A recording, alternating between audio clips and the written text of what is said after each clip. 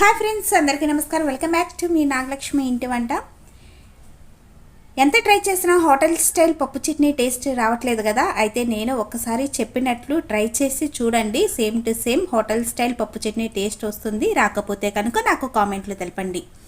మరి ఈ చట్నీ ఎలా తయారు చేసుకోవాలో చూద్దాం. ముందుగా స్టవ్ మీద కళాయి పెట్టి అందులో 1 కప్పు వేరుశనగుళ్ళు వేసుకొని వేయించుకోవాలి.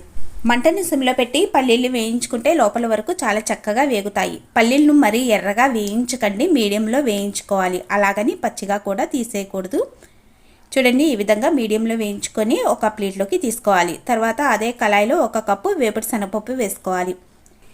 వేపుడు శనగపప్పు కూడా ఎక్కువగా వేయించుకోవద్దండి, జస్ట్ మీడియంగా వేయించుకోవాలి. అంటే పప్పు వేడి అయితే చాలు. ఇలా వేయించుకున్న వేపుడు శనగపప్పు కూడా ఒక ప్లేట్లోకి తీసుకోవాలి. తర్వాత అదే కళాయిలో పచ్చిమిర్చి వేసుకోవాలి. ఎక్కువ ఆయిల్ వేసి పచ్చిమిర్చిని ఎర్రగా వేయించుకుంటాం, అలా కాదండి. ఒక 2 డ్రాప్స్ ఆయిల్ వేసి పచ్చిమిర్చిని ఇలా లైట్గా వేయించుకోవాలి. కొంచెం ఒక సైడ్ పచ్చిగా ఉండాలి, ఒక సైడ్ అక్కడక్కడ వేగినట్టు ఉండాలి. ఇలా వేగిన పచ్చిమిర్చిని కూడా ఒక ప్లేట్లోకి తీసుకోవాలి. మనం మిక్సీ వేసేటప్పుడు అన్నీ కలగలిపి మిక్సీ వేసేస్తాము. అలా వేస్తే టేస్ట్ అస్సలు బాగోదండి. ముందుగా పప్పులను వేసుకొని మిక్సీ వేసుకోవాలి. పొట్టు తీసిన పల్లీలు, వేపుడు శనగపప్పు వేసుకొని ఇక్కడ వీడియోలో చూపిస్తున్న విధంగా బాగా మెత్తగా పౌడర్లా చేసుకోవాలి. ఇలా మెత్తగా పౌడర్లా చేసుకున్న తర్వాత అందులో రుచికి తగినంత ఉప్పు వేసుకోవాలి.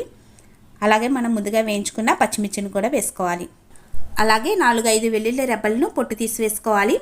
హోటల్ స్టైల్ పప్పు చట్నీ టేస్ట్ రావాలంటే లైట్గా కొంచెం చింతపండు అనేది తప్పనిసరి. ఇలా చింతపండు కూడా వేసుకున్న తర్వాత పచ్చి కొబ్బరిని తురుముకొని వేసుకోవాలి. అలాగే కొంచెం జీలకర్ర కూడా వేసుకొని మూత పెట్టి కొంచెం నీళ్లు పోసుకుంటూ మిక్సీ వేసుకోవాలి. అంతే, హోటల్ స్టైల్ పప్పు చట్నీ రెడీ. ఈ చట్నీకి అయితే తాలింపు వేసుకుందాము. ఇలా మిక్సీ పట్టుకున్న చట్నీని ఒక బౌల్లోకి వేసుకోవాలి. ఈ చట్నీలోకి తాలింపు వేసుకోవాలి. కళాయిలో కొంచెం నూనె పోసి తాలింపు దినుసులు వేసుకోవాలి. కొంచెం పప్పు దినుసులు, ఆవాలు, జీలకర్ర, కరివేపాకు, ఎండుమిర్చి ఇవన్నీ వేసి తాలింపు పెట్టుకుంటే పప్పు చట్నీ టేస్ట్ చాలా బాగుంటుంది. ఇలా తాలింపు పెట్టుకున్న తర్వాత మొత్తం ఒకసారి మిక్స్ చేసుకోవాలి.